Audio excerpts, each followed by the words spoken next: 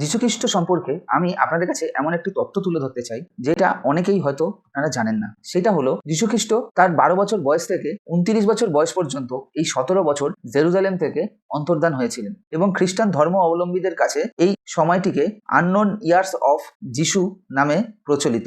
এই অজানা 17 বছর সম্পর্কে রিসার্চ করতে রাশিয়ান লেখক নিকোলাস নটোভিচ যীশুখ্রিস্টের এই 17 বছর অন্তর্ধানের রহস্য নিয়ে গবেষণা করেন এবং তিনি সেই গবেষণার উপর নির্ভর করে একটি বই লেখেন। সেখানে তিনি লেখেন যে যীশুখ্রিস্ট তার জীবনকে আরো পারফেক্ট করার জন্য তিনি সিন্ধু প্রদেশ হয়ে পাঞ্জাবে আসেন। সেখানে ভগবান বুদ্ধের কঠোর জীবন প্রণালী সম্পর্কে শিক্ষা লাভ করেন এবং সেখান থেকে তিনি পুরী জগন্নাথ মন্দির ও রাজগীরে ব্রাহ্মণ হিন্দু পণ্ডিতদের কাছ থেকে হিন্দু ধর্ম সম্পর্কে বিভিন্ন রকম জ্ঞান অর্জন করেন। এরপর তিনি তিব্বতে যান এবং সেখানে বৌদ্ধ ধর্ম সম্পর্কে জ্ঞান অর্জন করেন। তাহলে একটা প্রশ্ন উঠতেই পারে যে তাহলে কি যীশুখ্রিস্ট আসলে একজন হিন্দু যোগী ছিলেন?